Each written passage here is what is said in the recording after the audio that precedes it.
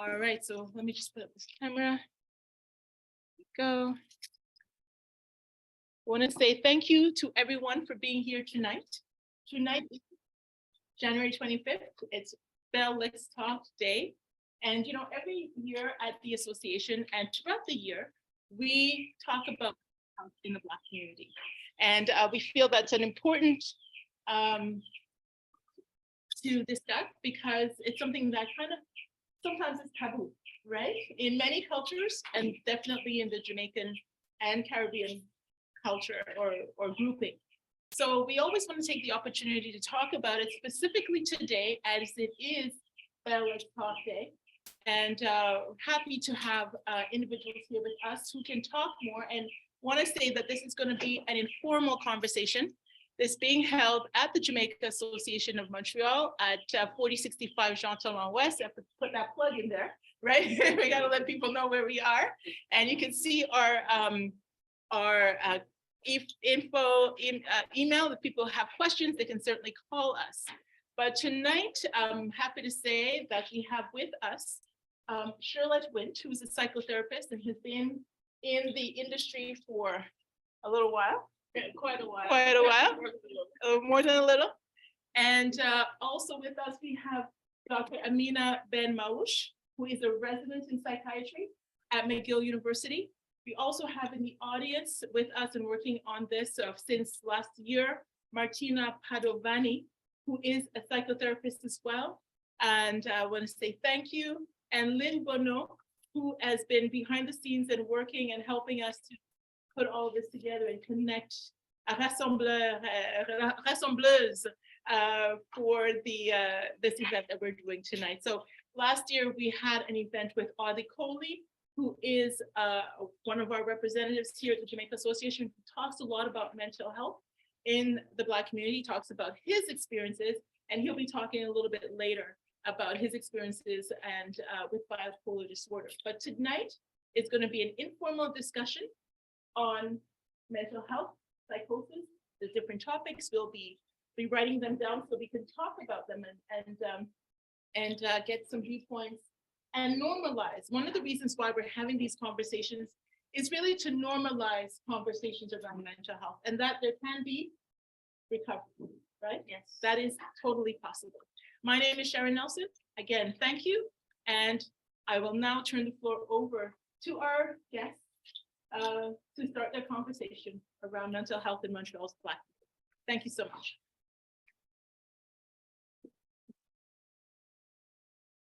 If you like, you can always use the mic.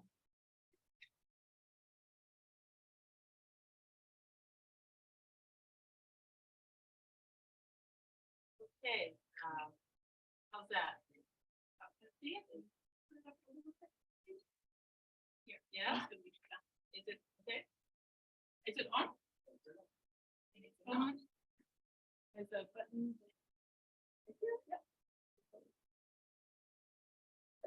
Yeah. Okay. We'll get it right.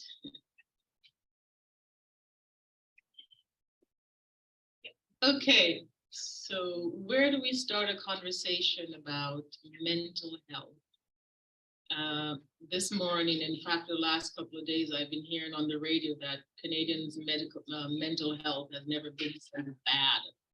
We're in a bad situation when it comes to mental health, which makes a big, makes sense given what's happening, having lived through the pandemic and everything else that's happening within our society, our communities, our families, and in the larger, landscape of the world. But in the Black and Caribbean community, mental health is especially important to us because it's for the first time, I would say, in the last maybe 5 years or so, that I see in my clientele that Blacks, in general, individuals from the Black and Brown communities are seeking help for their mental health problems. This is very new. And so I think it's important for them to be informed, to understand that they have choices, to also have a better understanding of what is happening to them. So we can have a conversation around specific issues in terms of, let's say, what you are seeing yourself, what are your concerns, or you may have questions about some of the larger things that are happening in society around that we notice that is happening and that might affect one's mental health. I'll start off by saying that your mental health is clearly affected by your family, your spiritual beliefs, your community, where you live, the conditions, the context in which you live, your job, are you happy, your relationship with your children, your couple. There are just so many factors, your general health, your general physical health, so many factors that affects one's mental health. So, you can start by maybe looking at that, but I'll also, first, before maybe we continue the conversation, to pass the mic to Amina, see what she has to say about that. Hi. Hi, everyone. So, I don't know if the sound is okay or if it's, yeah, okay, perfect. So yeah, clearly for the past years, mental health was really impacted. We all went through the pandemic. So this is something that did not help at all in our society. And even if we're in Canada, 2023, in 2023, unfortunately, yeah, okay. So unfortunately, mental illness is still a taboo. Yeah.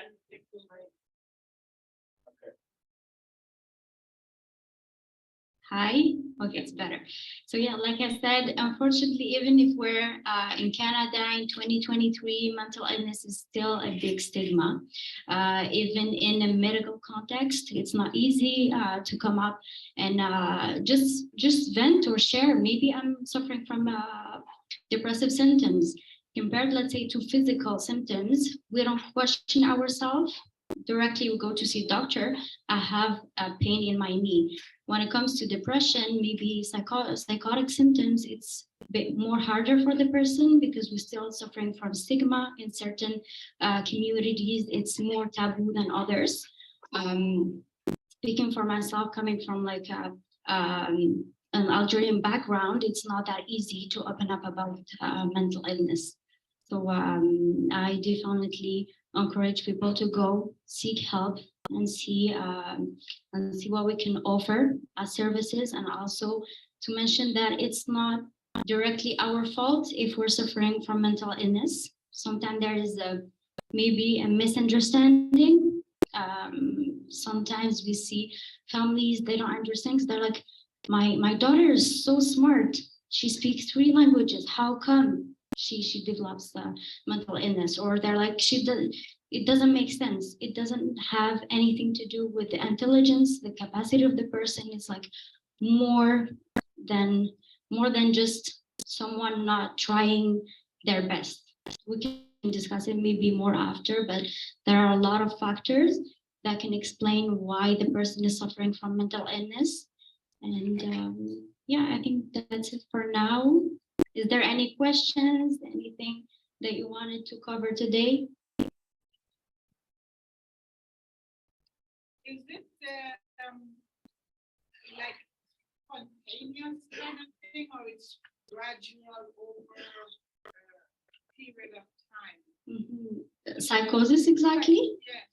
So psychosis, it can depend on each person, but usually we talk about psychosis. There's like the acute episode where the symptoms are like more frank, more acute. So the person lose the contact with the reality. So they can have this hallucination. So let's say hearing voices and there's like no one in the room, seeing stuff that other people cannot see. They can have trouble with their thinking. They can be more suspicious, more afraid. So it can affect all of that. Usually it's really evident to the family or to the friends that we see, oh, there's something really going on.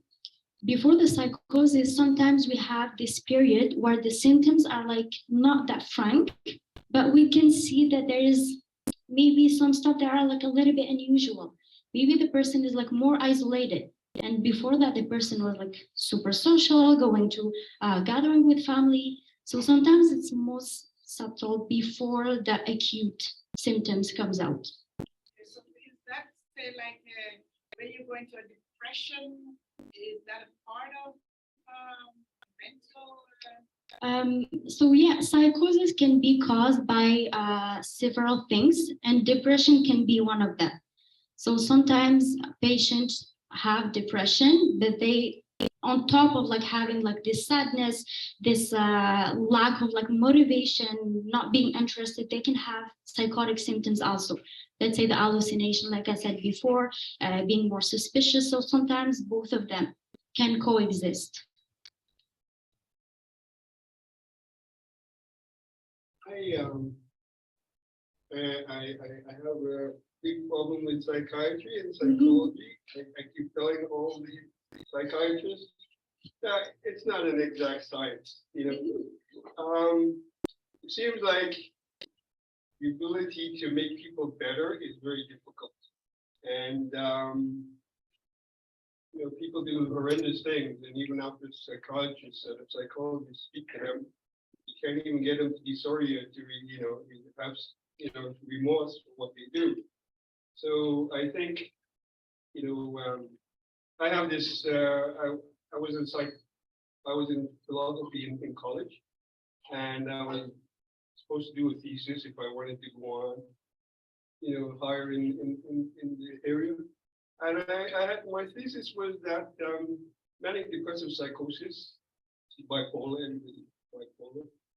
I think the final end result is schizophrenia, where people start hearing voices and going into their own universe. It's like we call it a suicide without death. But my thesis was that manic depressive psychosis, bipolar disorder, is a human condition of the unrepentant. I don't know if that's too harsh, but as Madame said, it's about a spiritual condition also. I think mostly mental illness comes from spiritual conditions, man against God conflicts, and I really have real problems with the psychology and psychiatry, having the ability to solve these problems. I think the reason we are seeing it explode in the community is because they, even if they're getting the help,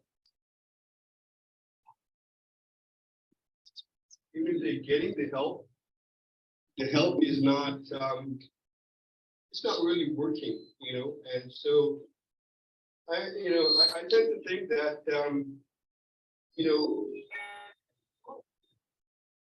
it's like, yeah, it's okay. I don't think, I think everybody can hear it. Okay, I think that what people need.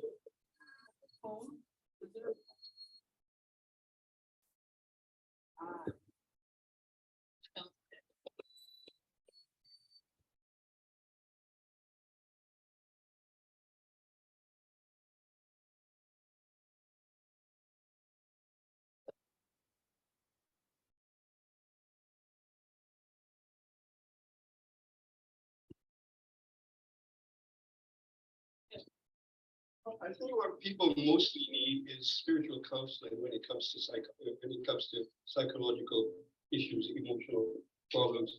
I think most people, emotional problem is a general part of the human condition. Jesus was going around driving out evil spirits, during all his ministry. That's all he did, casting out evil spirits. So I mean, a lot of the people had problems even back then. So we have much more problems today. Society, the pandemic caused a lot of isolation. People were depressed because of not being able to meet their peers and their friends. And the general condition of the world with war and all kinds of big problems, climate change, causes a lot of depression in people. Myself especially, I worry a lot about climate change. So, but I think basically, what people need in terms of psychiatry is a very good priest, but there are few and far in between. So It would be nice to know what your solutions are to these problems of bipolar disorder, which I consider part of the human condition. I'm not going to address necessarily just bipolar disorder, but mental illness and just mental distress in general. Because when someone comes into my office because they're distressed, maybe they've had a psychotic episode and they're being treated and they want to get back on their feet. You know, spirituality may be part of the treatment, but it's not the only response. It's in the same way if someone is diabetic, for example, they're going to be examined, tests are done, they are then diagnosed and given a treatment. But it's not just the medication. Most likely it's going to be exercise, be attentive to what you eat, move, and ensure that there's a balance in that individual's life. It's the same way with someone who is experiencing and suffering from a mental health distress. So I think spirituality is a part of it but it's not the only response. And also we're all different.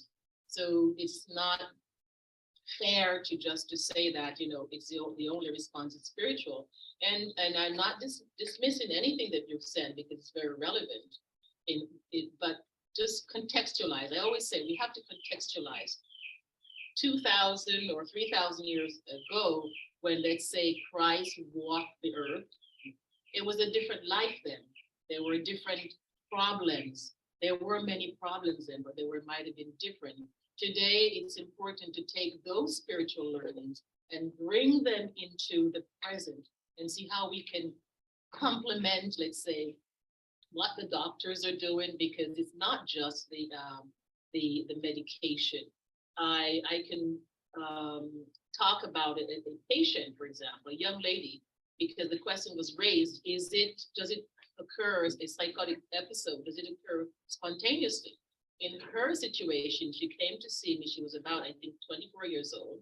And it was a series of events. She was in a relationship that she was becoming more and more uncomfortable with. There was more and more pressure, and she's in a culture where it's time for her to get married. She recognized that she didn't really want to be with this person for the rest of her life, but didn't know how to get out of it.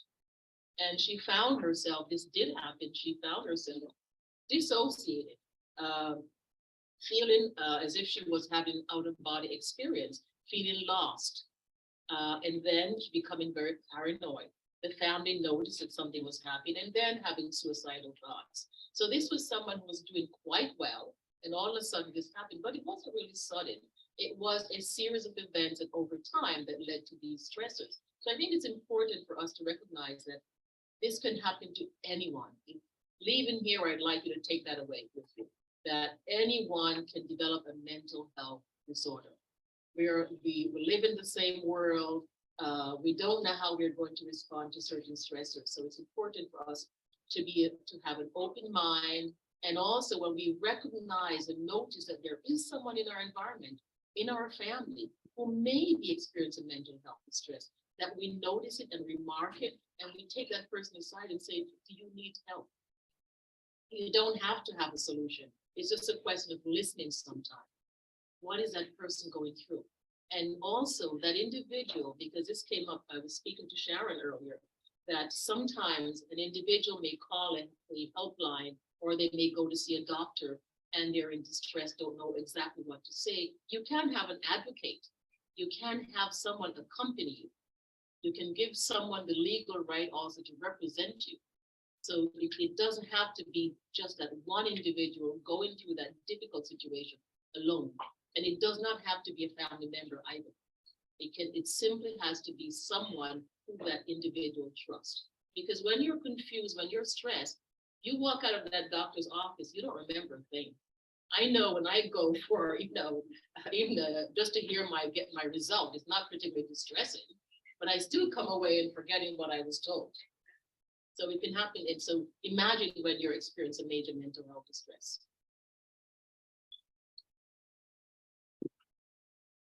Thank you for sharing your opinion. First of all, I agree with you in a sense that psychiatry is not an exact science. And by that, I mean that we always have a room to improve. So we still do studies, we still test the medication that we give because we can always improve. Regarding what can cause the mental illness, we, of course, in psychiatry, we do have some thesis about what can cause, yes. I think severe loss of any kind can cause. Mhm. mental illness. Yes, I yes. think it's, depression comes from, like she was explaining about that person, she was losing control over her destiny, her, Mhm. and it was traumatic. So when you're going through something that severe, Mhm. you have a reaction. I don't know if it's a cognitive dissonance reaction, but you have a reaction and you develop anxiety and stress. So I think severe loss is one of the main issues when it comes to, and you can lose so many things, Mhm. houses, families, children, marriages. Yes, yes, So- of course. So, like you said, it's not the only reason, but losing someone, losing something, or losing a job, or like a responsibility that we used to have, can contribute to, let's say, trigger the psychosis. Especially if we have like this biological vulnerability, it will trigger the psychosis. It can trigger it because it is stress. Okay, and sometimes this stress can be acute. Sometimes it can be a chronic stress. Let's say if we go to work every day and there's like a discrimination, it is a chronic stressor, so we can trigger that. And regarding about the treatment, it's not that it's difficult to treat in psychiatry. We have, especially in psychosis, we have really good results with the treatments. It can be treated, but what we cannot say is we don't have one size fits all. So we have to listen to the patient. Let's say in your case, if you think that spirituality is really important to you, and that even if you're in the hospital, you need that. Let's say currently I'm at St. Mary's Hospital, and our patient can request that, and we do spiritual consults. So there's a priest who can come to the unit. So the fact that, let's say, I'm prescribing medication doesn't mean I'm dismissing what my patient is saying. Of course, I'm not going to call a priest for every patient that I have on the unit, but if it is something important, we always offer it, and we tell the patient, well, we have someone here. If you prefer, the person can come and see you. So we, as doctors, we have to adapt the treatment regarding to the patient. What does the patient needs? Maybe we have a patient, she's a mom, and she want to be able to take care of the kid. Someone else will be, well, I'd rather go back to work, or I'd rather take care of my parents. So it is really important to be comfortable to share our beliefs, our expectations to the doctor, because it's about you, the treatment. So we always encourage that. And also if there is, let's say, we think that the psychosis might be caused by a stressor, but spiritual cause also, we always encourage patient to tell us. So we will be like a discussion, and we're going to work together regarding whatever diagnosis it is.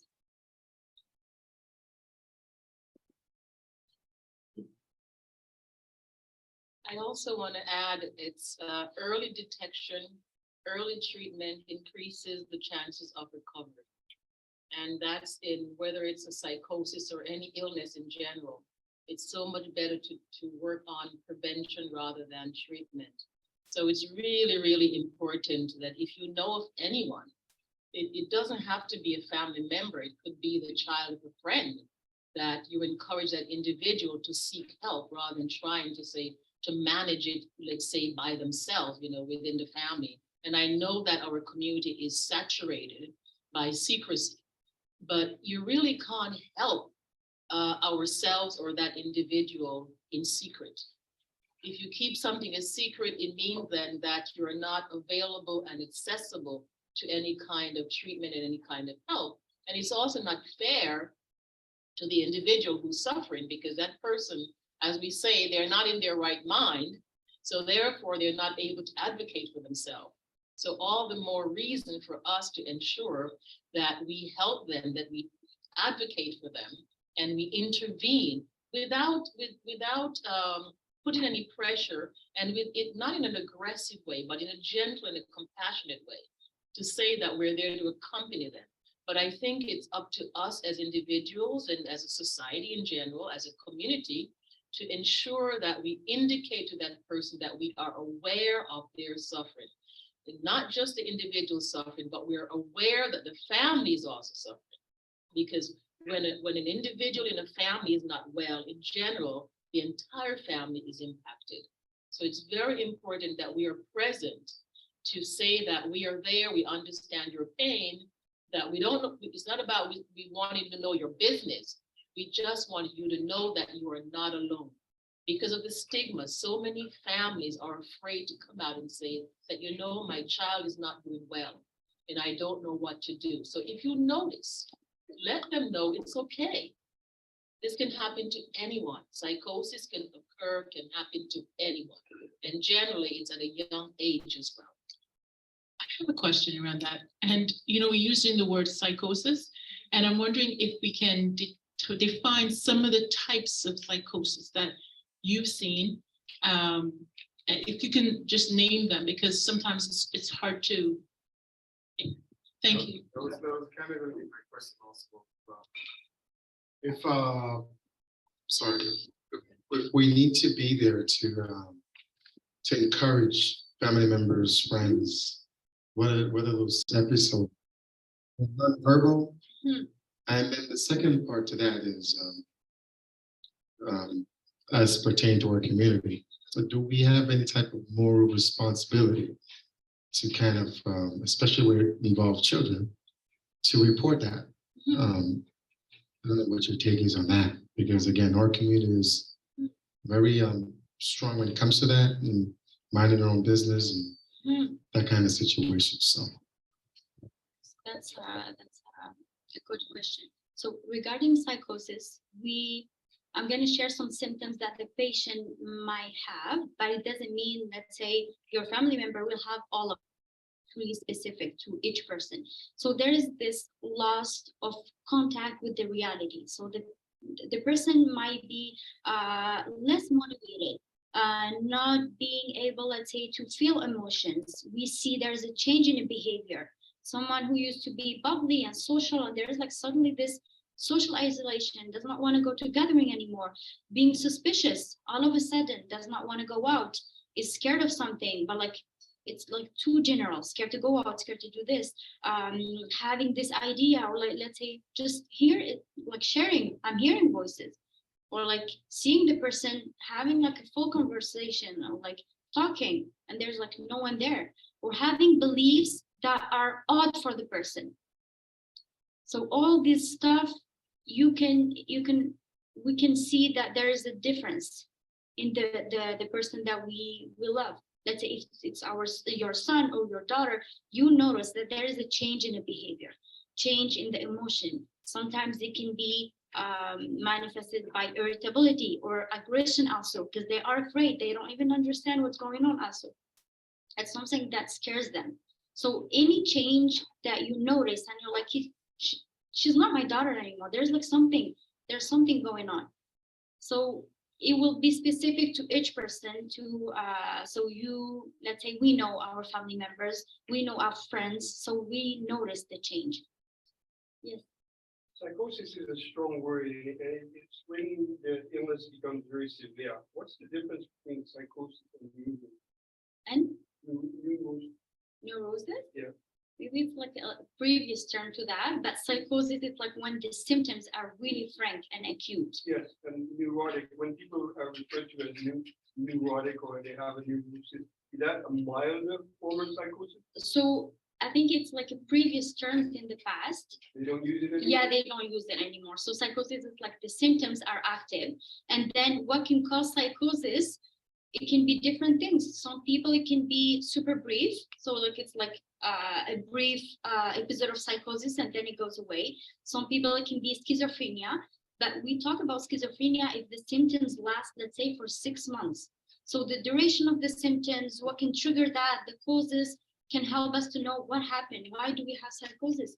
Drugs also, either taking drugs or stopping drugs. So cannabis can trigger psychosis, especially let's say THC, amphetamines. So like I said, either taking it or stopping drugs can trigger psychosis. Depression also, I think we covered it earlier. The person can be depressed, but having also psychotic symptoms, and bipolar disorder also, like we said. So that the person can have like this high and lows, but psychotic symptoms can be part of it also. Now, regarding the question, what do we do? Let's say if we see a person, there's clear change in the behavior, the person is not functional anymore. Usually, of course, the first step is to discuss with the person. Here, I'm worried about you. I think that you changed. We can see if the person is willing to come with us to see a doctor. Sometimes they do not, because unfortunately with psychotic symptoms, they are not aware that they're not doing well.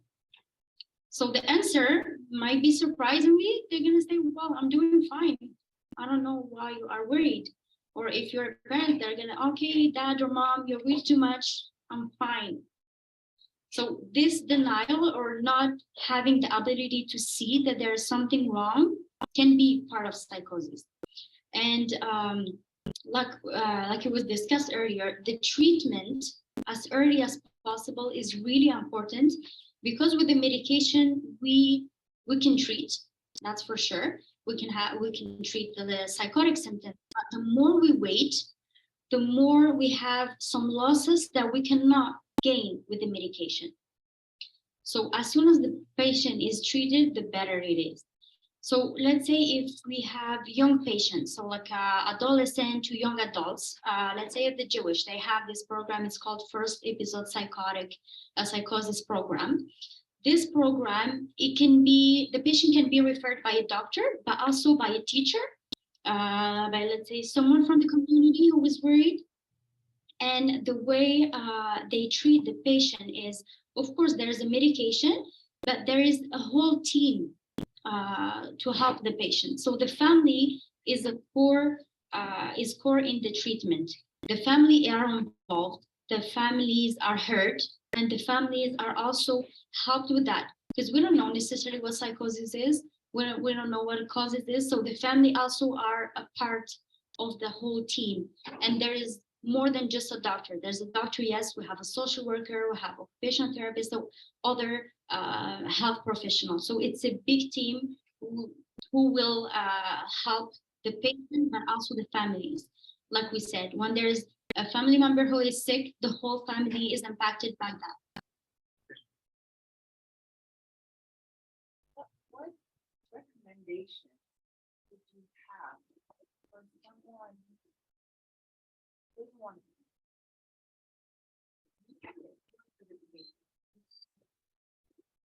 I was just asking what recommendation would you give to someone?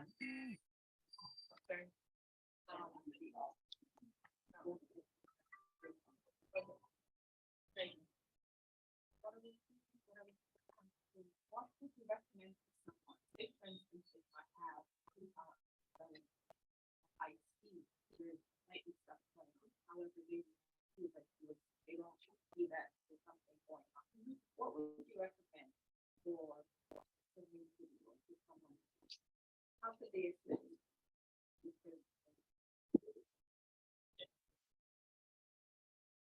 In my practice, what I would suggest in that situation, especially if it's an adult, and because they have rights, and if they don't want to go to the hospital, and if they're not, if they don't appear to be a threat to themselves, in the sense that they don't appear to be causing harm to themselves or a threat to anybody else. So what I would suggest is that the family create a kind of encadrement, create a network, a support system, so that this person is, there's always someone who's alert as to where is this person going. Somebody's present, someone checks in with this person. Maybe that individual is living alone. If that individual is living alone, who's checking up on that individual, that family member?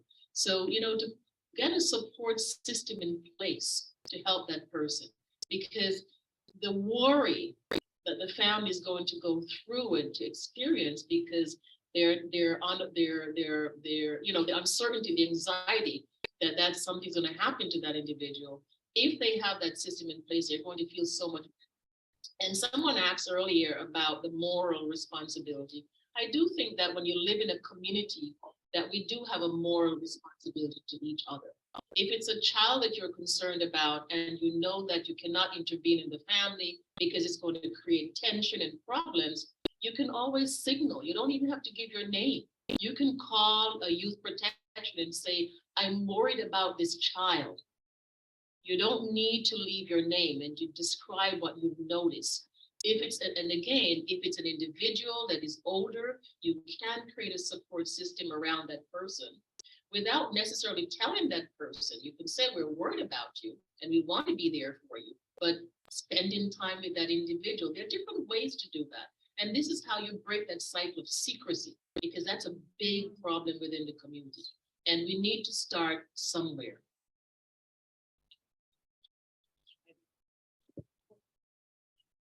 So, could we discuss chemical imbalance in genetics and that kind of disorder, what it does, chemical imbalance in genetics within the family in regards to mental health? Just before I answer to your question, I just wanted to say that if we see that, like you said, a person is a danger to herself or to others, we can always call the 911. In these cases specifically, they can force the patient to go to the hospital because there's an imminent danger to themselves or others. In these cases, the police officer or the officers, they can take the patient to the hospital. Otherwise, unfortunately, we cannot force them if they're not willing to go. So regarding the chemical imbalances, we do have some hypotheses that in the brain, we have these neurotransmitters that are imbalanced. And in, let's say, psychosis, we talk a lot about dopamine. So we think that there's an imbalancement regarding that. We have other neurotransmitters that would trigger sometimes with the medication that are also involved in that. So having psychosis in the family, let's say the two parents. So yes, the kids have higher chances to develop a mental illness because they have that in genetic backgrounds. It doesn't mean that it is automatically they're going to develop the mental illness, but yes, they are at risk. Exactly. So they have more predisposition compared to, let's say, a child who both parents or like the immediate family does not have mental illness. So usually when we go to see doctor, we always ask about the family also. How about the parents, like the first line family, like uncles, aunties, and also sometimes like maybe further families, let's say grandparents or like, so we can see if there's a predisposition or not regarding mental health. And like I said, it's not automatically that we're going to develop it. Like we said earlier, we have this vulnerability that we have, and the psychosis can be triggered if, let's say, we have a stressor, okay, and any kind of stressor. So vulnerability plus stressor might develop psychosis. There was an age. What age would this present itself based on touching off of it? Yeah, so for psychosis, usually we say adolescent, young adult. So let's say adolescent, but young adult, we can say like till 35. It can be like 35. yes, 35. We can develop psychosis, but let's say depression. Depression is an illness that we can develop at any age. So let's say schizophrenia, like primary psychotic disorder, it can be maybe at this age, but the other mental illness, we can develop it at any age. I just want to ask someone Online ask if they could repeat the question because they didn't hear the Okay. question. The last question? Yes, your question. I Can't hear. So health-wise, Oh, what age typically would that learn at? So the question was related to the age, and like I said, let's say psychosis, we can develop it like in adolescent and early adulthood, or like till 35. But we have other diagnoses that it can develop at any age. So I can honestly say at 40 years old, it's the what could I? mainly. Mhm. Yes, yes. So for that, it can be like adolescent and then till let's say 35. We have a question online, and the person is asking, as a youth protection worker, many youth aren't open or ready to address their mental health. However, when they are already and up, they sometimes are ready. Can you provide some resources, free or low cost resources in the Black community, please? And general resources too, please. Thank you.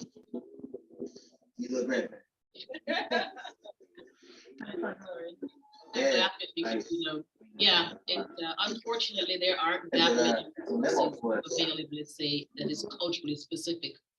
I would say that if there is a real concern, go to the hospital, go to the CLSC, but definitely go to the hospital. I think it's very important. Start there. And from there, within the hospital system, within the CLSC system, you will get some resources. But we don't have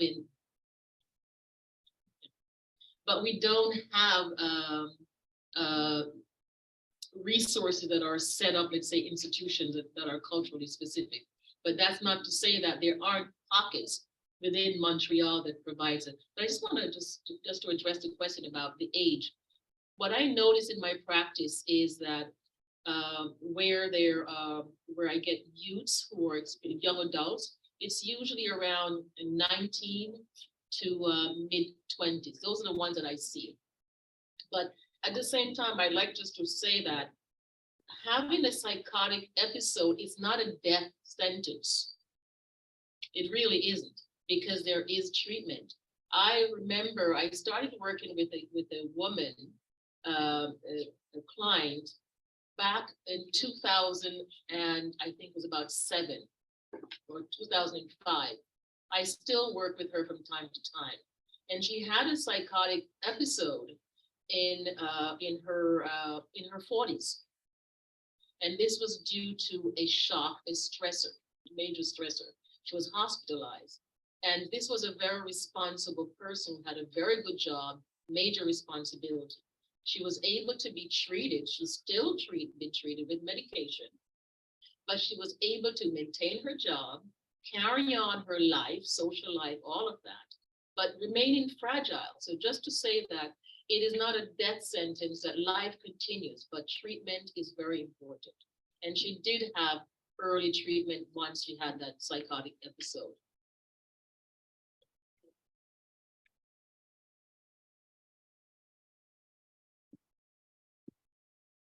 So I just wanted to mention that at the Jewish General, for example, we have this program, the psychoeducation program for first episode psychosis, that is for families that have someone, their loved ones who suffer from psychosis, and they share their experience.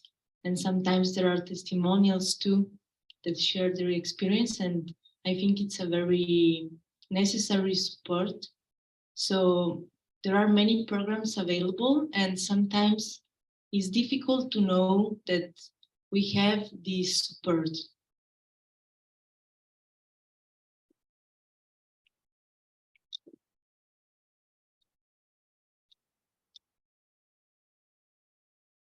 I know about the FEP program, but what I was suggesting is that it's not culturally specific. So when we're looking for services, let's say within the Black community, Black Caribbean community, we don't have those specific services. But of course, the first episode psychosis program at the Jewish, and I think at the Douglas and a couple other places, is very, very important. And that is a place to start, absolutely.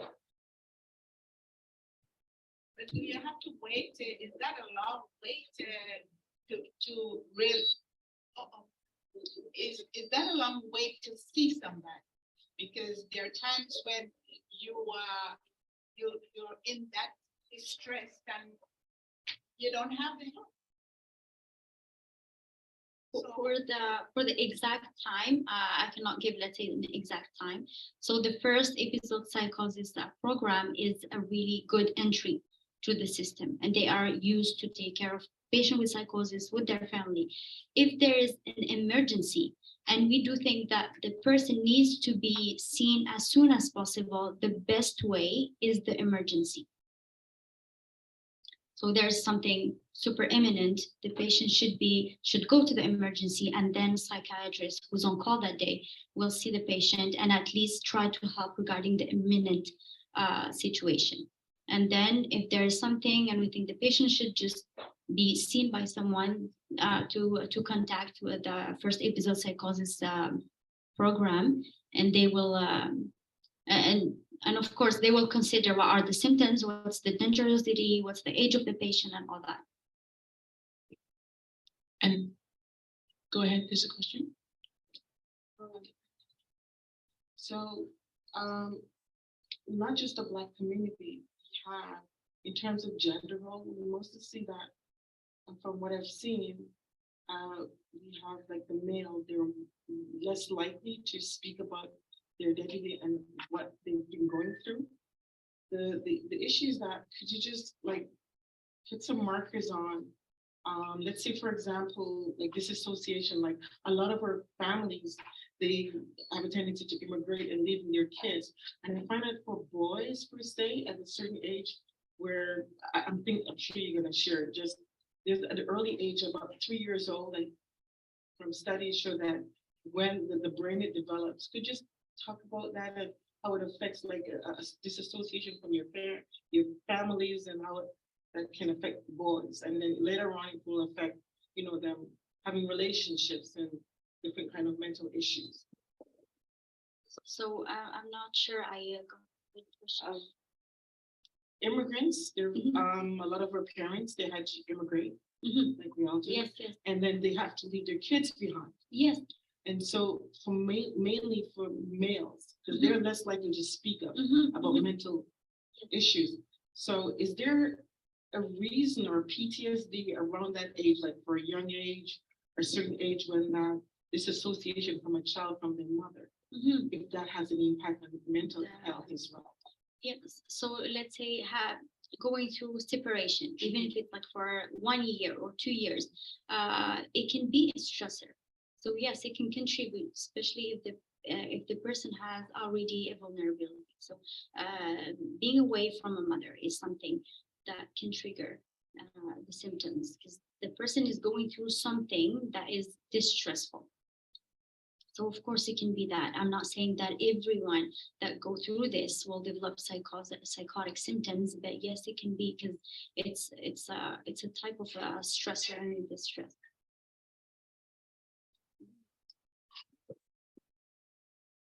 I think, you know, the immigration process has been very, very difficult on our community, and it continues, you know, it's generational. But I also think that it's not just about the separation from a parent, from a mother. It's the fact that it's a community as well, because we're not raised by just two parents. We're raised by a community. So if the community steps in, it makes a big difference. What I hear in the narrative, in the stories that my clients tell me, is the community didn't step in. Those children were oftentimes abused by the people who were supposed to be taking care of them. That, more than anything else, led to the PTSD than anything else. It was not just about feeling abandoned by a parent who left. The children could understand that, even though, of course, obviously, there's imprint on the brain in terms of, you know, you're close to mom, the odor, the touch, all of that. But it's much more, it's a community that did not step in. And I think this is something that we need really to take to heart. And we're in a different environment, all of us today. And it's something that I think we ought to think more about and reflect on. And what can we do to make changes as we go forward? I just want to point out a comment by Dr. Jarvis online, who says there is also the cultural consultation service at the Jewish General Hospital that can offer cultural assessments and guidance in some cases. It does require referral by a clinician in the community. Thank you. I believe there's a question over there.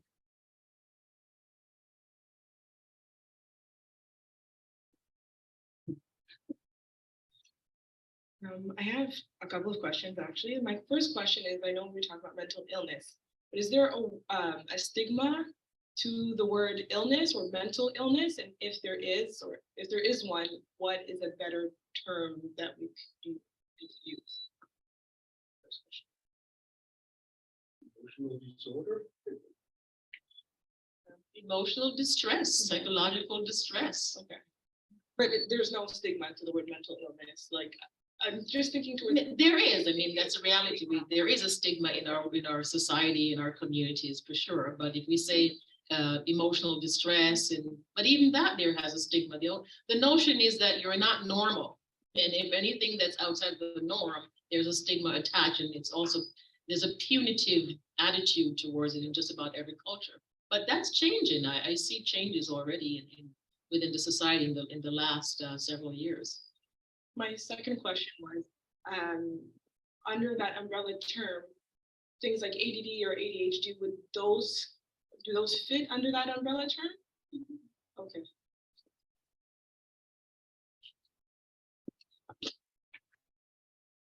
And at this time, I'd like to invite Audley Coley. There's a question about males and men not really talking about their story. But we're privileged in our community to have someone who has stepped forward and does definitely talk about his story with family. And if I can invite you, Mr. Coley, to come up and talk a little bit about what your journey has been in a few minutes or so. Can you say?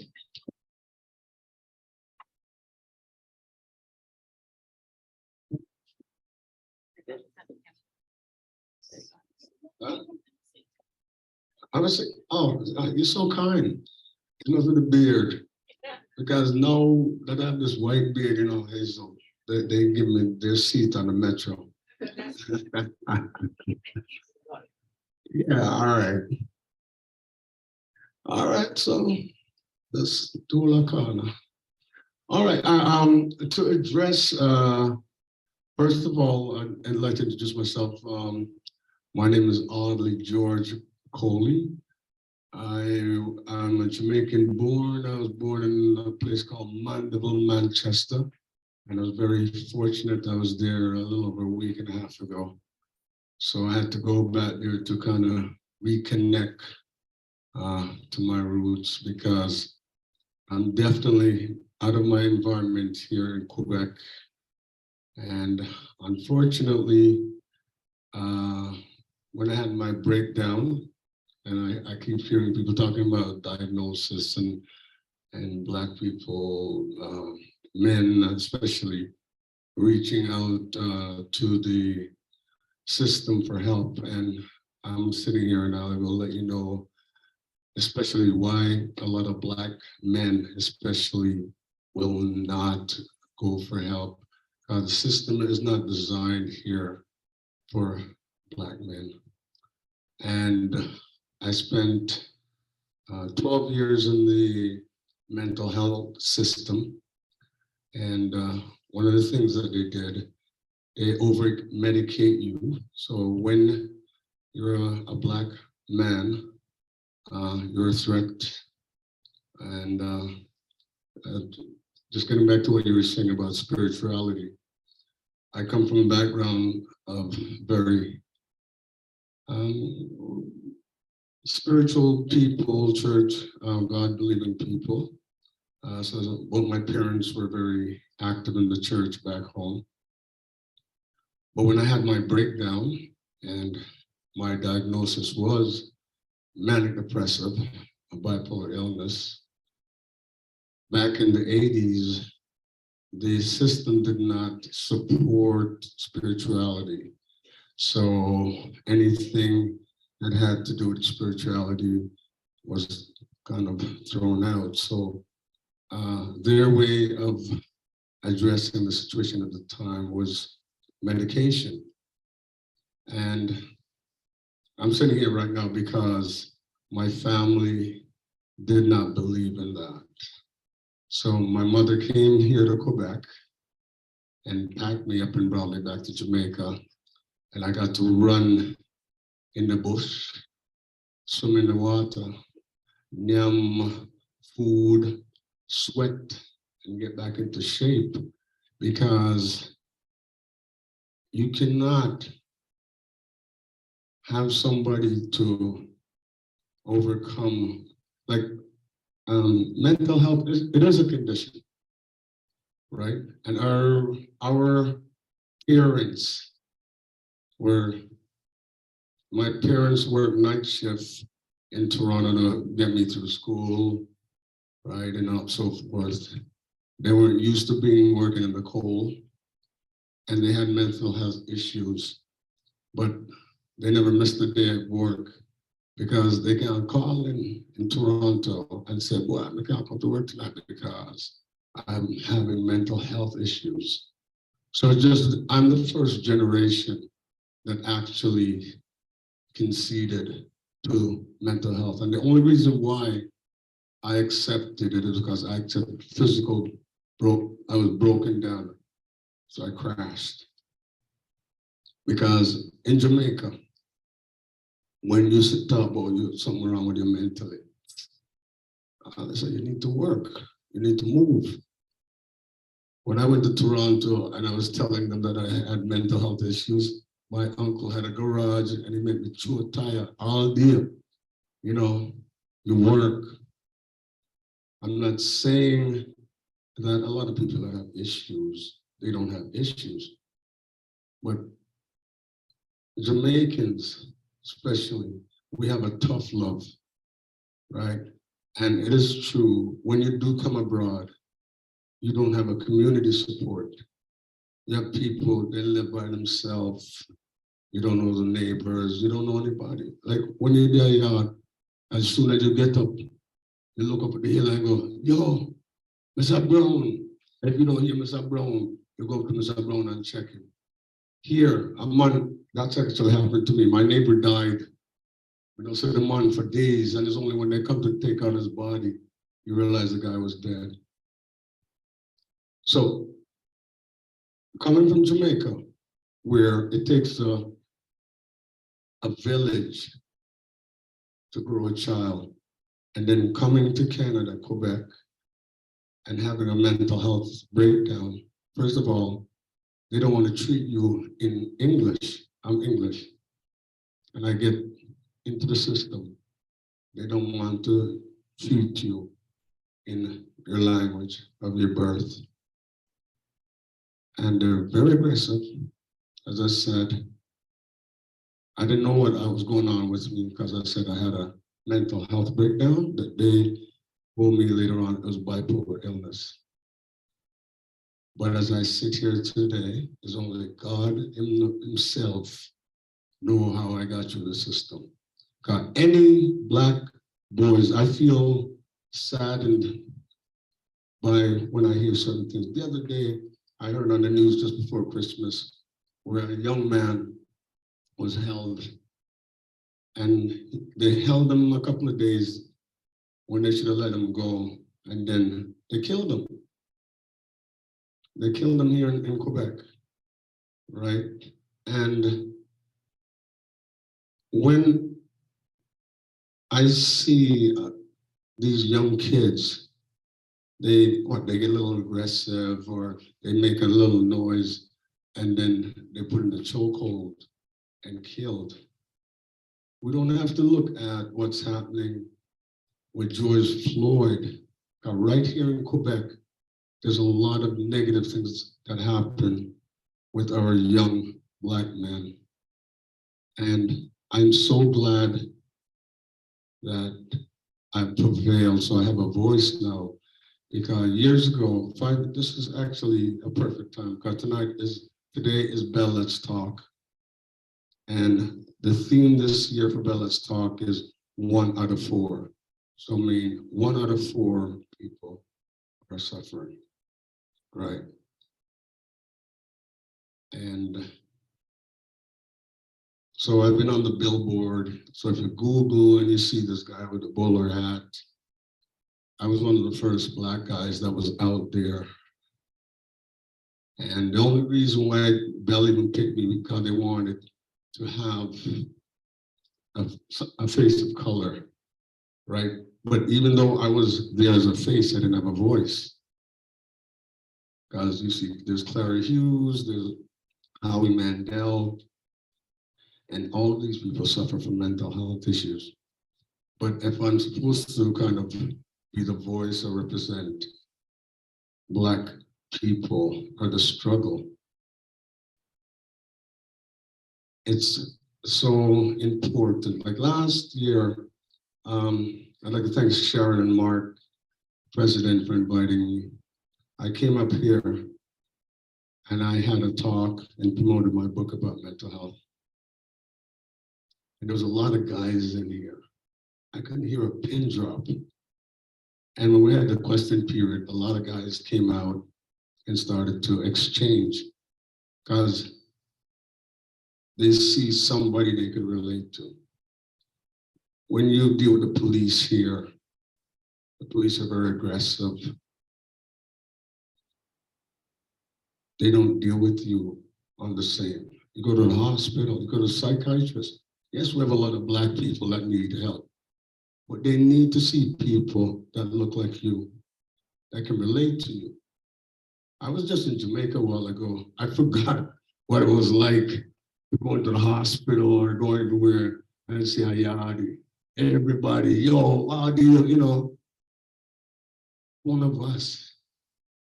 And I find the reason the people, the police, the medical system is so defensive or whatever we want to call it, is because they're scared of you.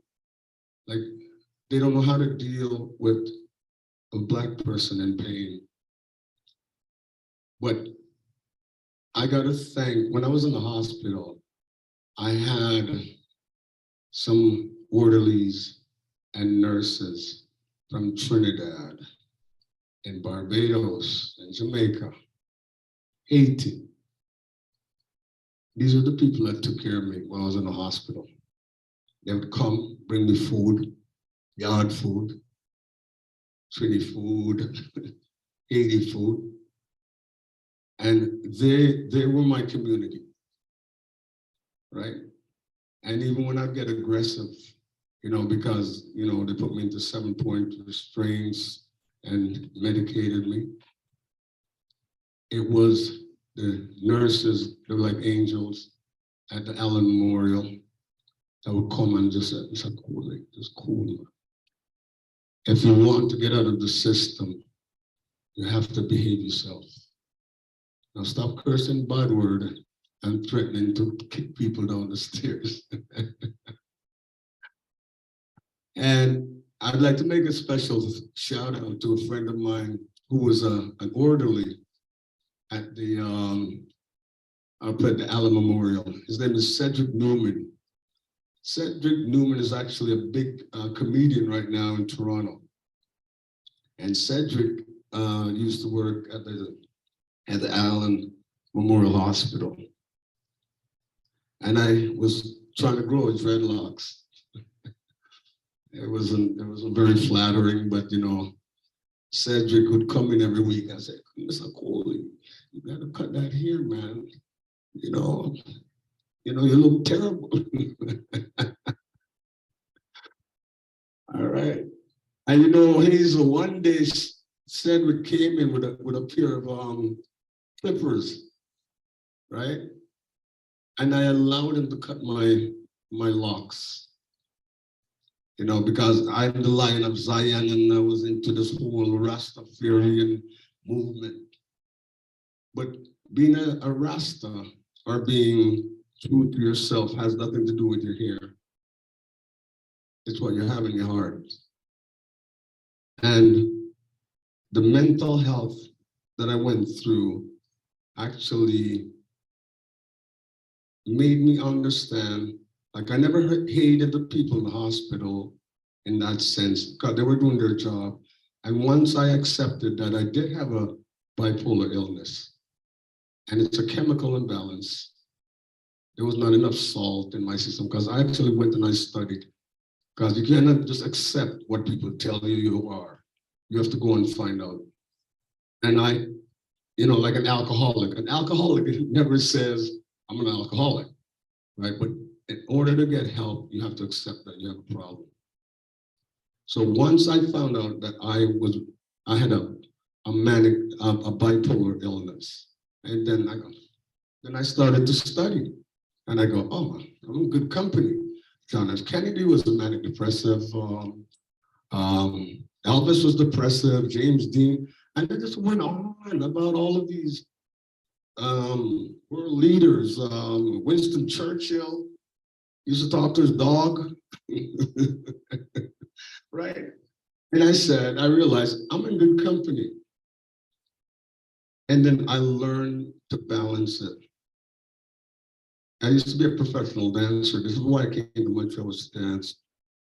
So everybody likes to talk about in the past and what they lost and, go back to slavery and who did this to you and that. But I'm sitting here in the present, right here, right now. Never been here before. January the 25th, Bell Let's Talk Day. And if it wasn't for all of those experiences that happened, it defied and it brought me to who I am right now. And I realized that, yes, I have a message. And I can and I will help other people to heal or to move on. The balance that I found that worked for me as a dancer was to get a routine, exercise, eat well. Because once you're out of it, you start to exercise. Like right now, I've been teaching at the Atwater Club for the last 22 years. I have a group of ladies called the Yummy Mummies, right? Was it exercise, eat, sleep? Sorry, Ingrid, what was the other one? That's not what you said earlier on. You're too lying.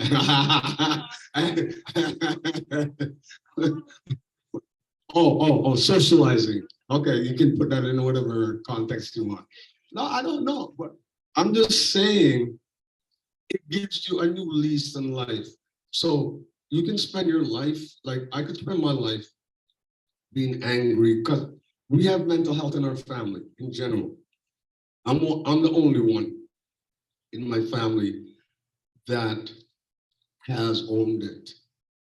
And it's not until I started going to therapy, I found out that my father, so it was hereditary, that my father suffered from bipolar illness, but he never owned it. He never owned it. And one day my dad and I had a talk, and because, I'm big now, I'm selling books, I'm doing public speaking gigs, and I'm on billboards because I'm telling my story. And I said to I'm having a chat with my dad, and my dad looks at me and goes, Audley, I guess I'm manic too. And I said, no, Dad, you're manic one. So with that said, I said, I just want to put a twist on something really negative that happened in my journey through mental health, racism and all. But as we sit here tonight, and a big shout out to Bell Canada for giving me the platform to use me. I squeezed everything out of it because my contract was supposed to be for 2 years and it lasted for 5. So Bell Canada, all right? And don't forget, today you got a text message, because the more texts and so on raise money and it goes to this cause. So I'm gonna take a few minutes and then I'm gonna open the floor and you can shoot some questions. I figured you would. You know, it's coming at you. When you return to. Sorry, when you return to Jamaica, when you're, I think one of your family members, they kind of like, not shunned, but said, well, you know what? It doesn't make sense what you're saying. And you went back to Jamaica as a child. Did you get like an aha moment, or there is where you kind of like spread your wings? Because in the islands, we don't recognize mental health because we don't have games. If we have games, it's go, go in the bushes, go hunt, or just playing with your friends. Like, is it there where you kind of realize what was going on, or you just kind of like bloom and just do your own thing? When was it that you recognized there was something going on mentally? Mentally, Yeah. oh.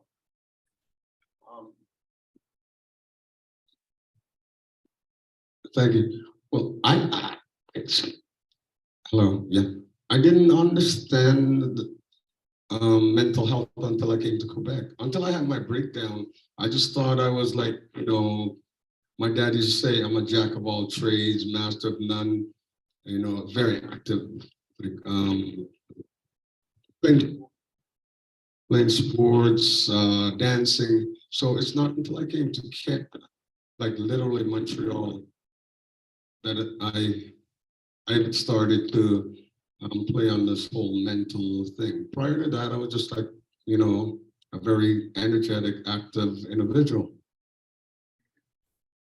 Okay, good question. So my trigger here, you guys were speaking earlier on about psychosis. So I'm dancing. I was involved with a woman. I had a child, and she took my child, so I didn't see my child for 10 years, and I lost my job. It's like it happens in threes. So you lose custody of your child, or you lose your child. I had a studio. Scarlett knows. You remember I had a studio on St. Catharines? I had a dance studio on St. Catharines. So everything happens in three: crash, burn, went to and hello, mental health. Yeah. Next. So it was loss that caused your problems. Yeah, no, yeah. Me, I'm divorced. I didn't want to be divorced, but I am. Lost my house, lost my kids, who I love more than anything else. And I really don't see them much except at funerals, family funerals. But I went through a lot of losses. I lost a house that was over $1 million, and I lost my marriage. So a lot of losses, and so I think it's loss that trigger most episodes. You go through something that you don't believe will happen to you, and you can't really deal with the fact that that thing has happened to you. So at that point, you have to put up or shut up. You gotta accept your responsibilities. You gotta face the fact that it might have been your fault that caused all these things, and you have to just decide that to be strong. And I have a problem with psychiatry because they seem to want to medicate people and balance their brains, and that is pretty good because it calms them down, but it really doesn't have any impact on the root cause of their loss. I think loss is a big part of mental illness, and it's I really don't know. I mean, I was in a situation where I was working. I developed a hernia from doing sit-ups too much. I thought I had prostate cancer. I don't know why I had this bump here, and then I wouldn't go to the hospital for maybe over a year and months. It started growing. How could I have cancer? My father didn't have anyway, I went, he wasn't cancer at all. It was, but I was so distressed that by the time I went to seek help for that, that the doctor thought I had an emotional mental disorder. He asked me to see someone. And I said, I don't really think it's that. I think it's because, I lost so much and, I was stressed because I thought I had prostate cancer. And so I said, I'm a draftsman. We're very rational. We're not, we're not tend to be emotional. We tend to be very rational. So, all right. Well, thank you. I just want to give some other people some chances. Thank you. Thank you. All right. Yes, that's what I'm saying about the whole loss thing, because I lost everything. But as I said, I'm sitting here and I'm trying to bring shoulder positive, because we have things that happen in our life. It throws us curves, but then we can sit down here and think about what could have happened and so forth. But right now we're here and you have your health. So as long as you have your health, as God says, there's always hope. So please, Hazel, what do you got to say? Come on. I got to keep this upbeat, okay? Right? Because as I said, I'm here. Okay, go ahead.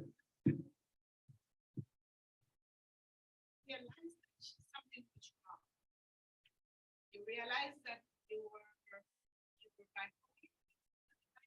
Yes. When did you start to say, you know what? I need something about this. I have to get myself back on track. Thank you. Not only medication, but I have to do something. Just to just what you just said a while ago. When I lost everything, okay, and then I lost all my friends because I had this tendency when I was manic high. I never slept. So I figured everybody else didn't sleep. So I'd be calling people at 3, 4 o'clock in the morning. And but there was a friend of mine who was a movie producer in Toronto, Demir Andre. And one night I called Demir and it was like about 4 o'clock and he just finished his show. And he said to me, Audley, where are you? I was at a phone booth. I could remember numbers, so there's a certain amount of people that I'd call at all ungodly times. So when I called him, he says, I'm going to find you and I'm going to strangle you within an inch of your life. And then I said, maybe I should go get some help. But it was a matter of, I lost a lot of good friends, a lot of good friends. My family didn't want to see me. So so I realized that's when I really started taking my medication. Because even right now, I'm 64 years old and I still take my medication. As I said, I accepted that I had an issue, right? So I have exercise, I eat, and I take my medication. And I'm fun to be around now.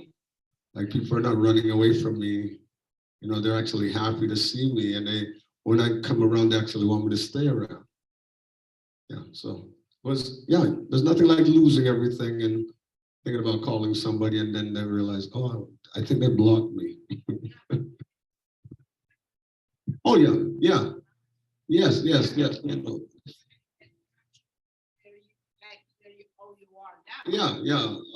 Because I said, I didn't accept it right at the beginning. So after a few bouncing around and showing up at people's house at all ungodly time or calling them, and I wasn't looking like the way I look now. So yeah.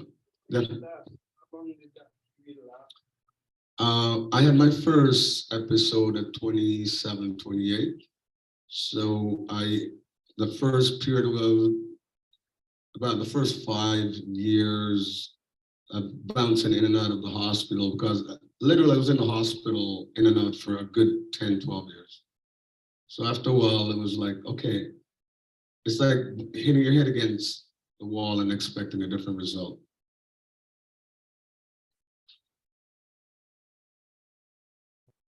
I have a question for all three, or any of you, all three of you guys, actually. I guess my question would be, how do you bridge the generational gap in regards to mental health?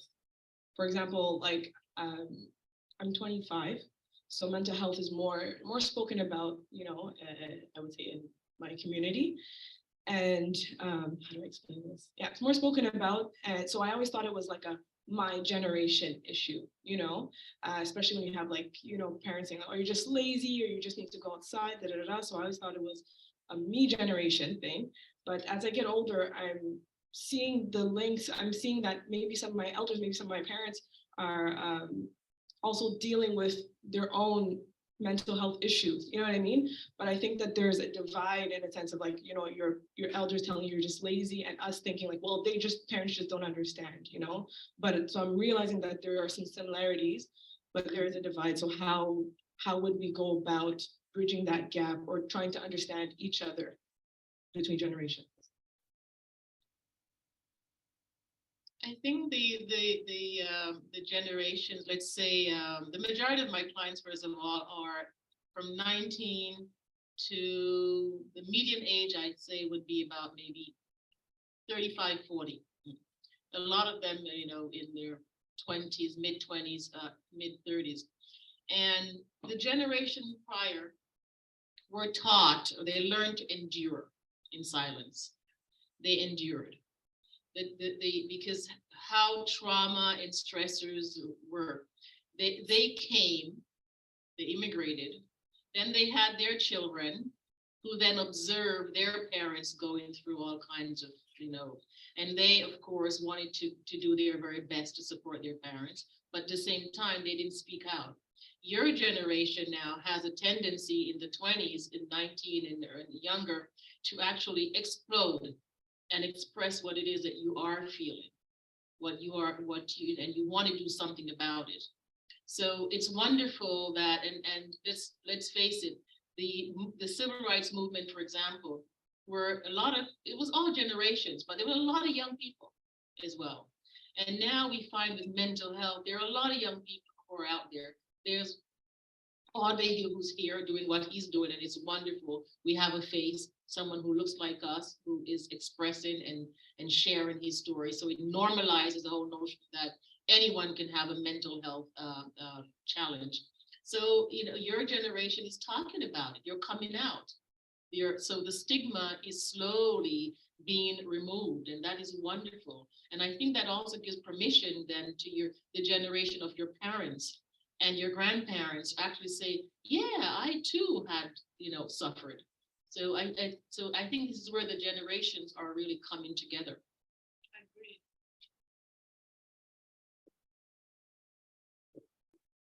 So let's say for a medical point of view, let's say in the hospital, sometimes you have people admitted, and if there is a gap, we include the family just to discuss what do you think.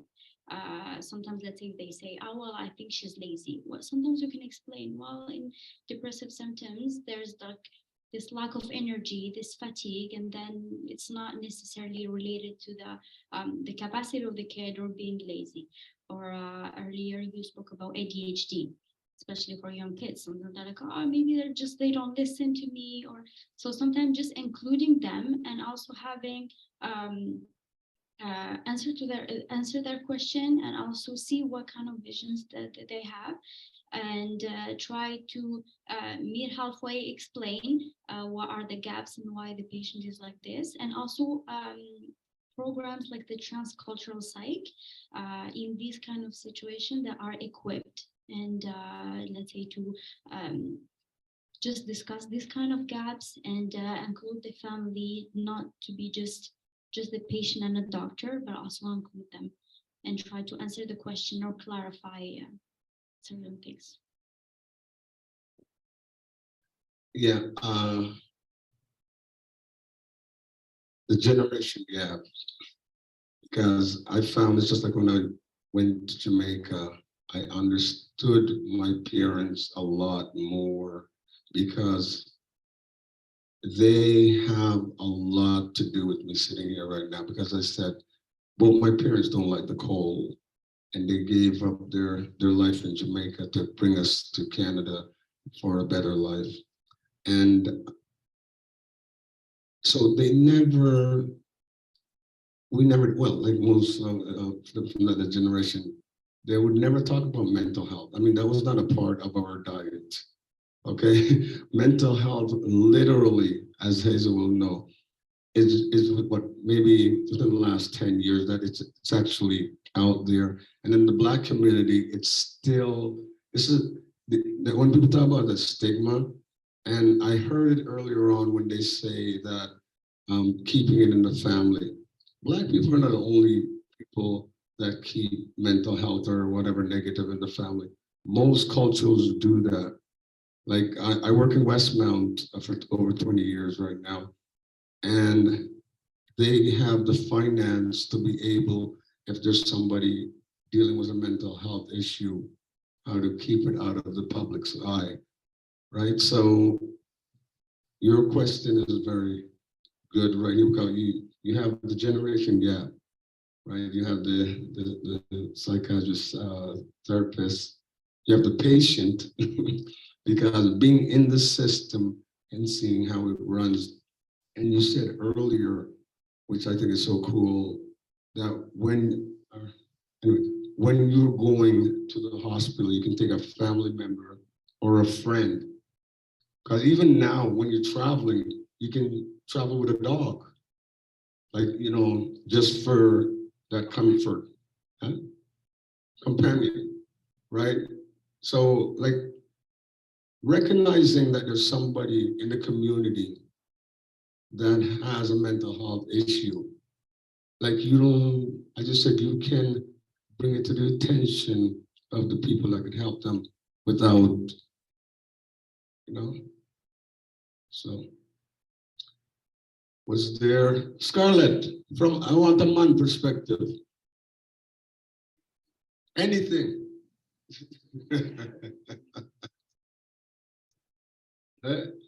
Wait. Sorry. No, it's quite valid and it's quite interesting everything you said. If I was gonna ask, because I've known you so long, I didn't know when you broke down. Right? If you were always upbeat, you were always jovial. When I did find out, it's like, oh, I didn't see that coming. You know what I mean? So, Who the? thanks. Right. All right, well, listen, yeah. So the question would be, is you accepted it, you have been taking the medication, how long now? Because what everybody said is very perfect, because we went through it last year with the nephew, that we had to go and get a court order having committed to the levels. And he still will not recognize it now. He came off, he doesn't want to be medicated.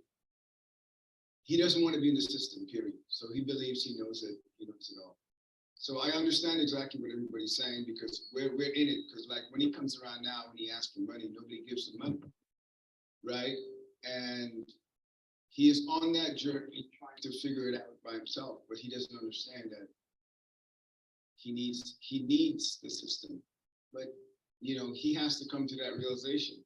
So in the sense that you have accepted it and you're talking about it, maybe if he sees you, so like you said, somebody that looks like him, it may help him. So, I gotta take my hats off. I take my hat off to you because I've known you for 30 plus years. And this is like the first time I'm really sitting down and hearing your story, because I've heard it, like bits and pieces, but to hear it from you, sitting in front of you, impressive. Enough props. Well, I know you had something to say, and that's what actually I'm going to make myself available. I was speaking to Sharon. Where I'll be at the association for times like that, to have like a young man or woman who just want to talk. Because me, I'm right now in my life, it's more about like listening. I really don't have much to say.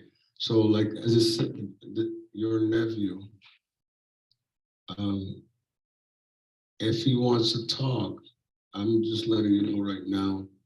I'm all right. Yeah, I'm there. Sharon has actually sent me to a few people to me already. You okay? All right. Can I say something? No. That is why it's so important that you are here and you're putting it out. Because when I see you, I see myself. So somebody they will have the trust to say, if you can come out and say it, well, I can come out to seek help. So I said my hat is off to you also, because it's a big step. Because a lot of us do not want to come out to say, like the gentleman's nephew, he has a problem. And you have to recognize the problem before you can get the help. So you coming out and you saying it, kudos. Thank you. Hazel, I called Sharon and Mark this week or yesterday, and I literally, because I want to be obtainable, right? Okay, that's one thing, being on the stage with Bell Canada and all the stuff that I do. But if it's even one evening or one afternoon, I'll come here. Mark says he'll give me his office. And if the young man wants to come and just talk, because I can show him what it's like to be in the system without taking the medication, right? Because it's like being a drug addict or a junkie, because you're going to go to your family members and just borrowing up money, and you need to stabilize yourself. You can't get a good job. There's nothing is going to happen if you don't accept you have an issue, and you stabilize yourself, and then you can bring people around you right again. Yes. Yes, I do have. I know we've spoken about psychosis and conditions that lead to hospitalization, but when we speak about other mental health issues that are less intense or less severe, again, like ADHD or ADD, how would you go about trying to, because they're less obvious, and sometimes the people that are exhibiting them don't even know, but how would you go about making that person or getting that person to realize if they have a condition? How would you go about getting them to realize without, because like, again, there's the stigma, right? So how would you go about that without offending someone? Or maybe, yeah, that's my question. I think if you notice something and you think maybe this person should seek help, I think usually if we approach the person and just like, you know what, I care about you and I saw these kind of stuff. I was wondering, what do you think? Is it something new, not new? I think if it was like a family member of mine, I'll go this, just I'm caring. And this is what I have to say. And after, of course, we have to respect what the other person will answer. Sometimes, let's say if they see it, maybe they will say, oh yeah, right. I thought I was the only one thinking that I should seek help. If they refuse, we can always say, well, now you're refusing, but just to let you know that I'll always be open if you change your mind. I think there's sometimes a limit to what we can do. I think that's my personal advice. Like just like. And then what would be the next step? Like so the next step, if there is any concern or just question, or so not necessarily having like a diagnosis in mind, because this is like a doctor's job. Just let's say if you have something like, oh, maybe I have ADHD, just go see at least like a family doctor, and then just bring it. I think I have ADHD. Then he'll do an assessment, and then the further step will be taken care of by the doctor, either to refer you, let's say, to psychiatrist to see to evaluate more or propose other things. can speak to that as well. I would say that 2% of the calls that I get are friends writing me or calling me to inquire about support for their friends, for someone that they're concerned about. And that's a good example. You're concerned about ADHD. And so what I will provide them usually is with a list of referrals and say, okay, here is these 2 people that I know who work in that profession. And they're also asking for clinicians who are, or practitioners who are Black or of color. So that's what I provide. I say, here it is. You can give this to your friend and or your family member or your partner, and that's a good start. So that's that 2% of those calls. That's a lot. So people are doing exactly what you suggested. They're doing that. I have a question. Yeah, it's just a brief reflection about the importance of the identity and the importance of having today Audley, that is an advocate of mental health. And it's very important, I think, in every community to have someone from the community that can speak about their issues.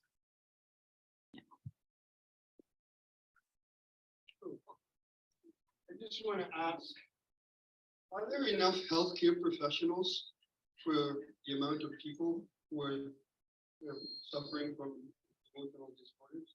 Are there enough personnel available in the system to cope with the of the people having problems? I think there's a lack of, caregivers. I think we can always do better. That's my. Because from the ads, Yes. they say 1 in 4 people don't get the help they need or suffering. And so why don't they get the help they need? There are not enough people like yourself, like psychiatrists. So I think we can always improve our healthcare system in Quebec. So I won't say we have too many psychiatrists and then everything is fine. I think there's always a way to improve things. So the government is not providing enough support? I think it's a complex question that but we can always do better. I'm not. When they say let's change this, what are they asking us? What do they want us to change? What should change? I mean, in an ideal world, I'm not saying that. Then in ideal world is that when we seek help, to receive help as soon as possible. So emergency care, of course, we're gonna have it, but that's an ideal world. I think that's what they mean. I mean, at least for me, the ideal word is that when the patient seeks help, we receive. They're not receiving it. I'm not saying they're not receiving it, but as soon as possible. No, I don't have a question, but I would just like to say, since COVID and the whole mental thing has come to the forefront, you speak a lot about Black men not coming forward. But what I've noticed has happened within our circle is we check upon each other now in a different way. Instead of saying, Wagwan, we'll say, are you okay? Are you okay mentally? Are you okay emotionally? You need somebody to talk to. And this is how we're doing it now. And before, it was nothing. It was never like that. It was just all trivial. Yo, Wagwan, you good? And you just kind of move on. So it has changed. It has changed a lot in that sense. I don't know if everybody's like that, but like, our little circle, that's how we roll. Just saying. That's good to know. That's good to know. What I've noticed, there are also more and more men's group as well. They're just like they have women's group, women's circles. And in a couple of weeks, I'm invited to talk about mental health at a men's group. That never happened before. And so it is changing. yeah. Yeah, exactly. So I think it's wonderful because men are fathers, their brothers, their friends, their, sons, and it's very important. So I'm glad to see this change occur. Generation thing, like Shauna said, is huge. It's huge because I have a sister also. She got diagnosed late in life as being bipolar. But when she first came up from Jamaica, and my mother noticed there was something wrong with her, she said to my father, "There's something wrong with her. She needs to go get some help." My father said, "Nothing wrong with a picnic." And this is how it was left until she got up in her 40s or 50s. And she just got diagnosed maybe 10 years ago. So, it's changed because now if my daughter says something to me, the first thing I'll say is, "Well, do you need to go and talk to somebody? Do you need to go get some help?" Instead of, "Well, nothing wrong with a picnic." That used to be the phrase, so it's changed. The generational gap, it has. And definitely, Scarlett, as you mentioned, the pandemic. Okay, because I started a Zoom workout class, and thanks to Sharon and Mark again, we're working on Zoom, and we had a cooking class, the joy of cooking, and we did an exercise, and that saved my life and that and a lot of other people. And what I learned even in Zoom, I'd always start or end by telling everybody, call somebody, call a friend, or not even a friend, just check up on somebody. Because I think being isolated for a lot of us really created another way of coexisting, but it also brought out a part of mental health that we never could have imagined. Last two questions, please. Yeah. Okay, I just want to say, it's not a question, actually. It's what the gentleman said about Scarlett. the group. Yeah. It is so wonderful because men on a whole, they're feeling sick, but they won't go to the doctor. They said they're okay. It will go away in time. Whatever it is, it will go away in time. But as the gentleman said, they're coming together and they're not saying well one, they're asking, how are you? And in so doing, men will open up to say, well, whatever they're going through. So kudos to you. But Hazel, you have to remember that's the way we were conditioned, especially those that grew up in Jamaica. You fall on your bucket tour and you start bawling and go, we are ball about. So we've come a long way. We've come a long way. But the amount of illnesses now that Yeah. are around, you cannot take chances to say, oh, I have a headache and this headache has been for 2 weeks. But if I take 2 Tylenol and if I rest, it will go away. No, you can get yourself checked because you never know what is happening. So You're so right. Just to add to the man what I said, I was so moved when I did my book launch here last year and I spoke to a room full of Jamaicans. Jamaicans are the toughest crowd. I don't care what anybody says, right? Your family and just any Jamaicans. And when they bust shot, that means you're doing good.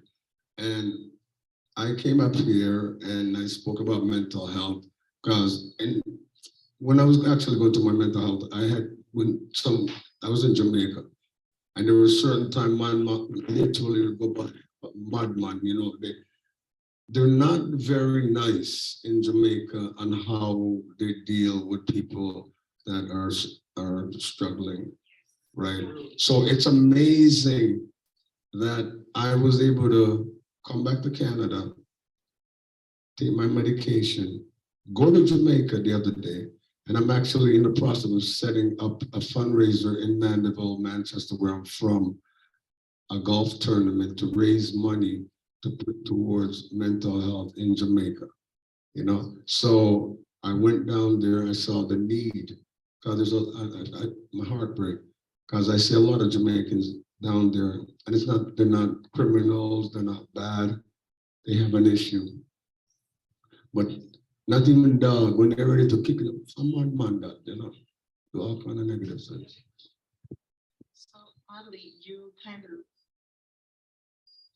something spiritual that was in my mind, that mental illness comes with a lot of aggressivity. Sorry, and for most people that have mental illness, most of them are aggressive. And so for people that I've known in my community that are close to me, I always think of the medical bracelet, because when you're aggressive and there's a crisis, the police has been called, and so there's medical bracelets are out there.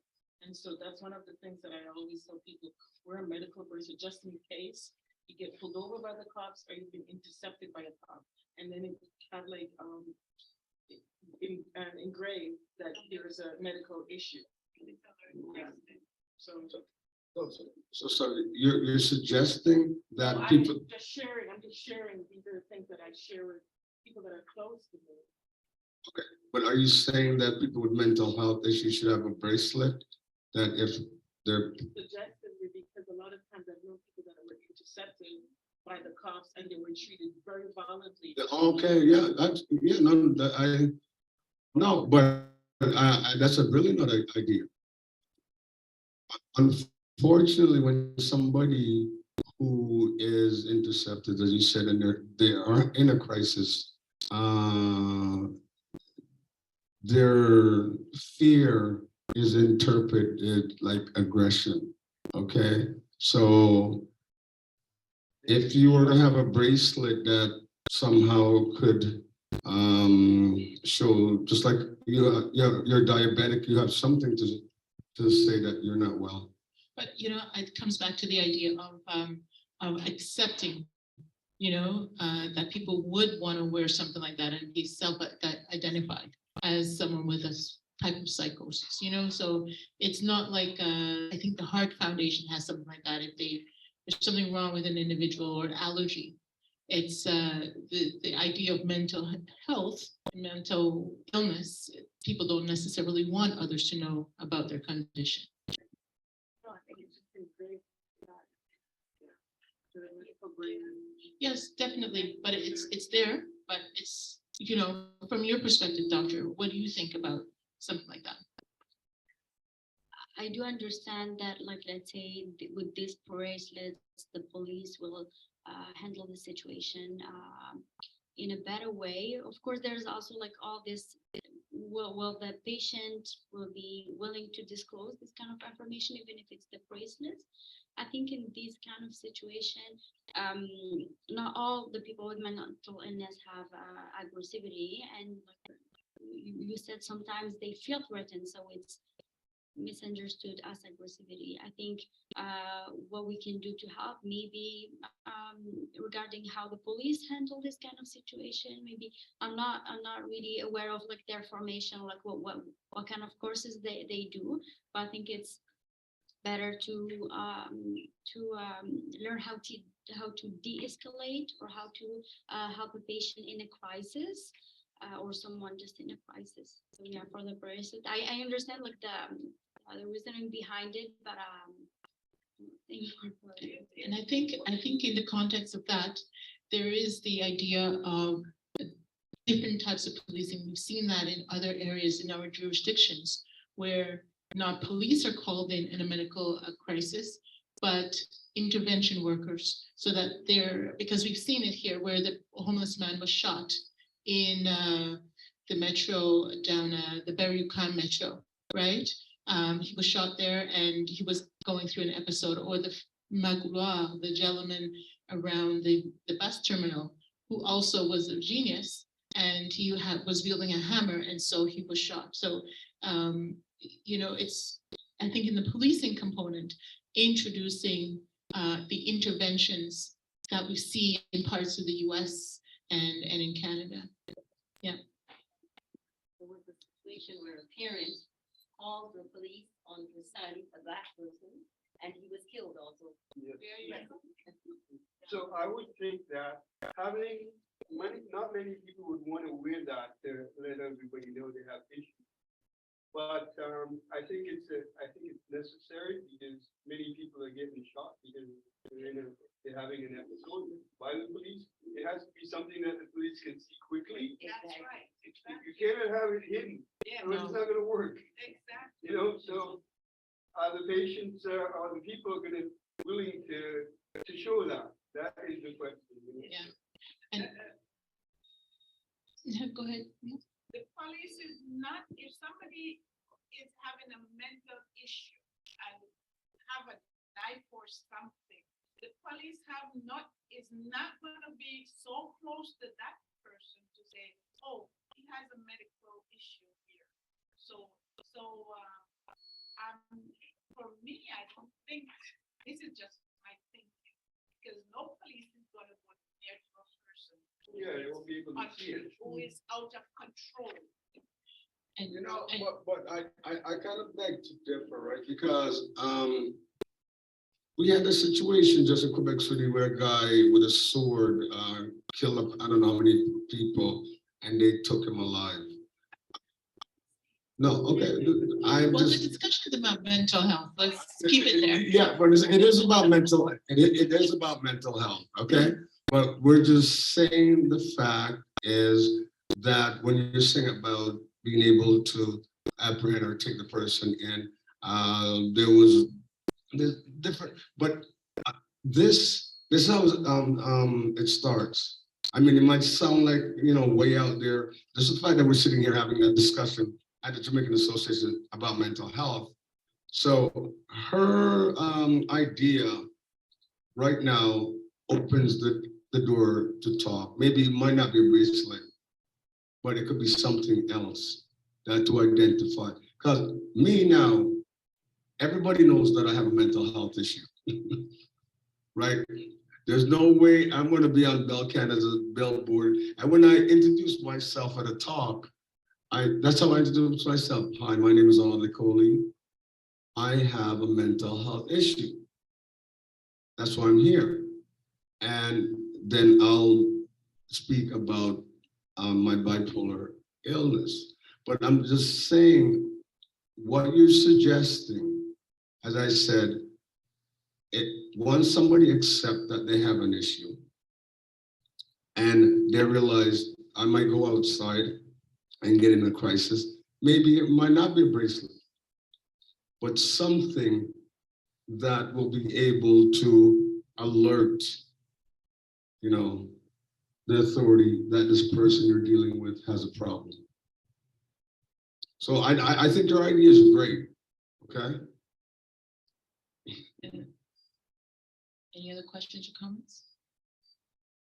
Well, go ahead, Shirley. I think the last comment that I'd like to make is what I'm noticing from Audley's situation and also from my patients is the individuals who are doing the best, who've experienced psychosis, are the ones who are taking their medication.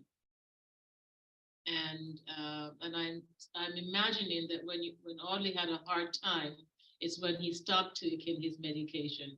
Right. Exactly. So it's very important to take the medication as prescribed with the other facets, nutrition, exercise, socialization.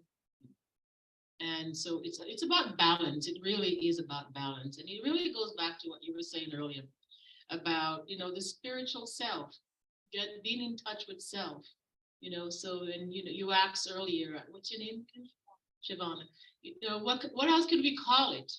How can we, mental health disorder? So maybe spiritual imbalance, because it is about spirit, really. And you know what? Over time, now, before it had another name in the past. Now it's psychosis. Maybe it will be spiritual imbalance or something else as we go along. Because the society evolved, people evolve, our thoughts or reflections evolve. And the whole notion of wearing a bracelet, maybe it will be a bracelet. Maybe we will get to the point where we're more sophisticated. And it will be something that will be easily, the police will be able to pick up on, maybe with a kind of device. It's quite possible. So, these are, why not? Why not? We're a society that is evolving, and it's about health and sharing and taking care of each other. Dr. Benmaouche, would you have something, last words, please? And we'll get to a last comment and then we'll wrap up. Yeah, so thank you for having me. And just like she said, the treatment is available. We can treat that. And the soon we seek help, the better the improvement are. And we have one last comment from the gentleman here. Okay, well, I'm gonna close and then you can Right. talk. Right. So, first of all, I'd like to thank Sharon and Mark and Pix and for making this, for the most incredible food. You have to come up to the Jamaican Association. You know, a little plug here for the restaurant, Sharon? Cool Runnings. Cool Runnings, just like the bobsled team, right? Man, I'm telling you, I just had the Arkansas sawfish, you know, 'cause I just got back from Jamaica and I want to stay in that mood. But definitely, as the doctor saying, good food, exercise, entertainment. And in closing, I'd also like to plug the book. So we have Oddly Enough, it's been out for the last 2 years, and it's on Amazon, but it's also can be found here at the Jamaican Association. And the proceeds of the book sales actually go to the Jamaican Association for their building fund. Okay, so any books that are purchased here does not even come back to me. It goes back to the association. And with that said, I would like to thank you. Yes, yes, sir. Yes, sir. Thank you. Thank you. So now you can have a word. I was just wondering what methodology that is generally used by psychiatrists. Is it psychoanalysis? Is it behaviorism, behavior modification, or is it something like absolute love, or what's the word? Unconditional love. What methodology do you use to deal with these situations when people are in crisis? I mean, psychoanalysis, maybe? I think my first answer will be it'll depend. Okay, where are we? Is the patient acutely psychotic? Some of all the treatment that you said, we use them in psychiatry. Sometimes it depends on what the patient needs. Where are we in the illness? If it's acutely, maybe the patient is not ready to go through this process of psychotherapy. But all of them, we consider them in psychiatry. So it will depend on the patient, the diagnosis, what the patient wants, and the timing.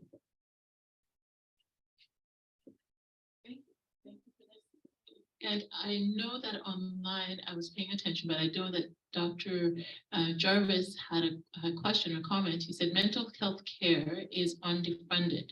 We need more culturally adapted mental health services across the system. And I need you to go to another meeting. Okay, thank you. We're not going to repeat that one. He's got to leave. Well, with that, I want to say thank you to everyone for being here today, for all those online, all those in the room, and the intriguing questions that came out of this session, and the knowledge that you shared about your practice, your experiences, your patients, and all the experiences in the room. Thank you so much, everyone, for being a part of our conversation, and definitely know that our conversation will continue, because as you can see, it was rich tonight and there was a lot that people had to say and want to know. So thank you again. Have a great evening, and be careful out there. It's dangerous. Thank you, everyone. Have a great one.